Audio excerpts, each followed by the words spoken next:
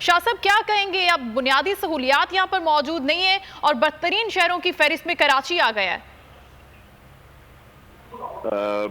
دیکھیں یہ سروے ضرور کچھ نہ کچھ اس میں ہوگا، چیزیں ہیں جو بہتر کرنے کے لیے ہیں اور جس میں بہتری آ بھی رہی ہے۔ میں صرف ایک عرض کروں گا مؤدبانہ طور پہ کہ اگر کراچی اتنا ہی ناقابل رہائش شہر ہے تو ہر روز جو لوگ یہاں پہ آتے ہیں وہ رہنے کی بجائے یہاں پہ، اور ہمارے لیے ایشو یہ ہے کہ آئینی طور پر، اخلاقی طور پر کسی کو بھی یہاں پہ روکا نہیں جا سکتا۔ اسی وجہ سے کچی آبادیوں کا پھیلاؤ اور یہ دیگر ساری چیزیں ہوتی ہیں۔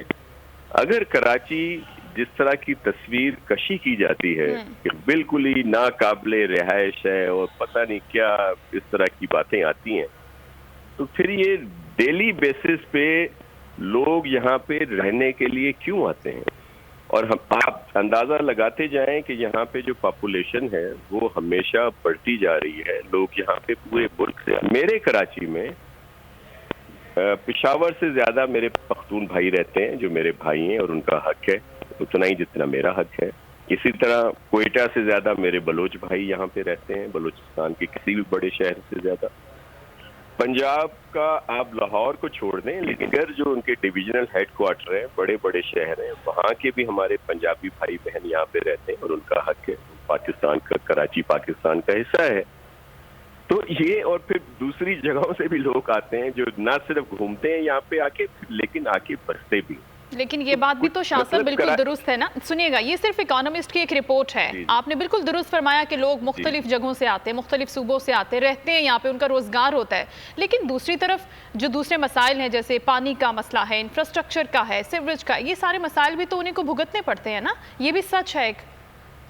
دیکھیں لیکن ایک اور بات بھی ہے کہ انہی کی وجہ سے جو کراچی آئٹس ہیں، جو دیگر پرانے یہاں پہ رہنے والے ہوتے ہیں، یہاں ظاہر ہے کرٹیسزم گورنمنٹ کے اوپر بھی ہوتی ہے، وہ بھی اسی وجہ سے ہوتی ہے کہ یہ آبادیاں بڑھتی جا رہی ہیں، ظاہر ہے بے ہنگم بڑھتی ہیں۔ کوئی ایسی چیز تو ہوتی نہیں، بیٹھنا شروع کر دیتے ہیں، نئی سوسائٹیز میں جائیں تو چلیں ٹھیک ہے۔ اسی وجہ سے یہ پریشر آتا ہے۔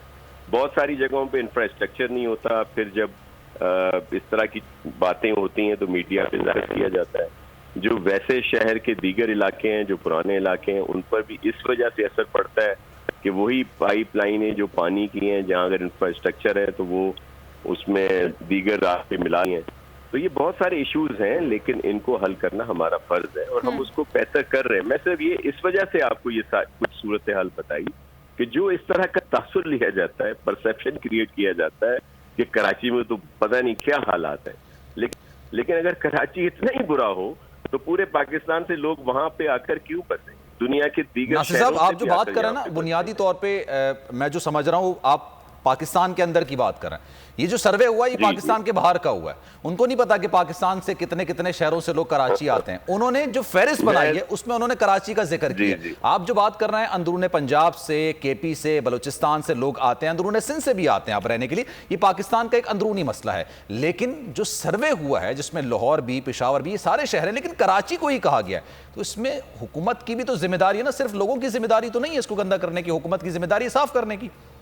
لیکن جو حکومت اپنا کام کر رہی ہے، صفائی کے لحاظ سے بھی بہت ساری چیزیں بنائی ہیں، سالڈ ویسٹ ہے، جہاں جہاں اس کے کانٹیکٹ ہوئے ہیں وہاں پہ کچھ نہ کچھ بہتری ہے۔ دیگر ڈی ایم سیز نے کانٹیکٹ نہیں کیا تھا، اپروول نہیں دیا تھا، بعد میں دیا ہے انہوں نے، وہاں پہ بھی وہ پروسیس میں ہے، وہاں بھی بہتری آئے گی۔ میں بالکل بہت چیزیں کرنے کو ہیں، لیکن یہ جو تصویر کشی کی ہے جو بھی اکنامسٹ نے یا کسی نے، اور دیگر ان شہروں سے ہمیں ملایا ہے جہاں پہ بہت زیادہ